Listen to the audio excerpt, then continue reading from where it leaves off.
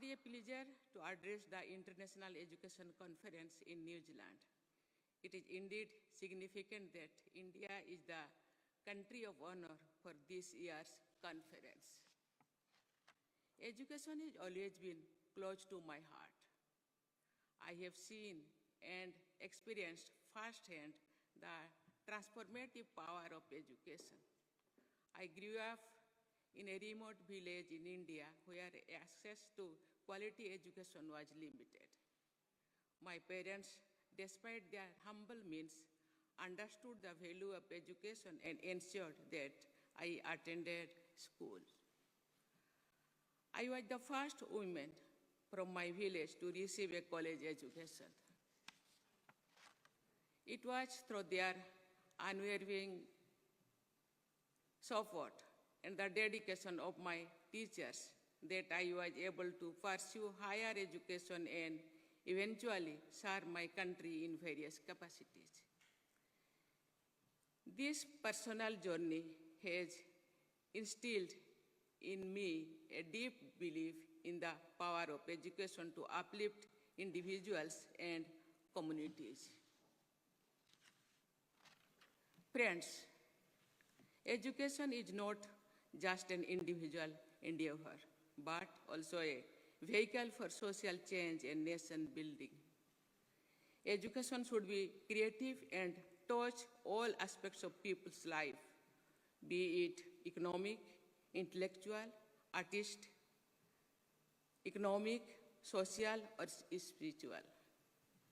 Education enables society to create leaders, thinkers, guides, protectors, and keepers of the conscience of society. Education is the cornerstone of a nation's progress and advancement. Knowledge has always been the highest purpose of life in India. From our timeless scriptures of life, the Vedas, Upanishads, and the Buddhist Tripitaka, to the rich Sangam literature and the ancient centers of learning like Nalanda and Takshashila, knowledge has been an eternal pursuit in India. In 21st century India, our education system played a significant role and has produced leaders in diverse fields who are contributing not only in India but also around the world. Today, India has made notable progress in the field of education. Our literacy rates have gone up significantly. More and more educational institutions have been set up across the country, and there is wider representation from across various sections of society in the education system. In higher education, India boasts some of the world's premier institutions, such as the Indian Institute of Technology and Indian Institute of Management.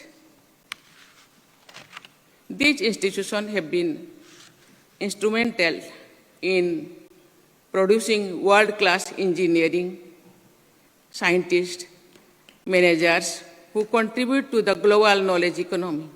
I am glad that the consortium of New Zealand universities has established a center at IIT Delhi for academic collaboration. Government of India is bringing reforms to enhance quality and excellence in education. Our National Education Policy 2020 is aimed at transforming Indian education landscape by promoting multidisciplinary learning, critical thinking, and global competitiveness.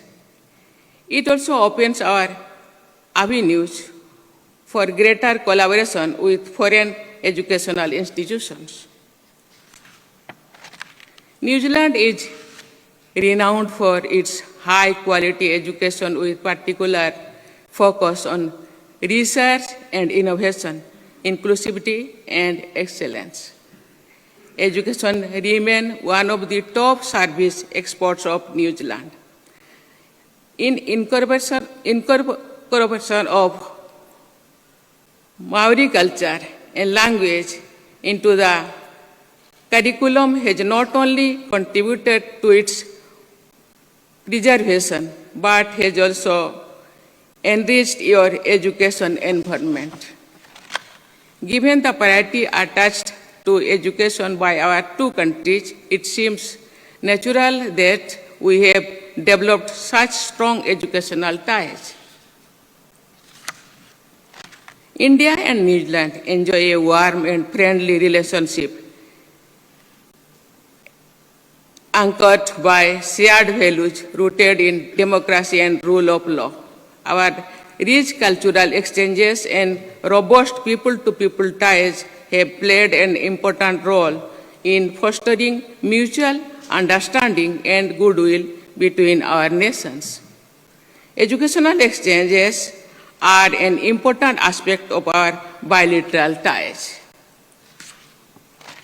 The theme of today's conference, Pathway to the World, is both timely and relevant to our long-standing cooperation in the education sector, where we can collaborate to create a pool of young and productive minds who can contribute in various capacities.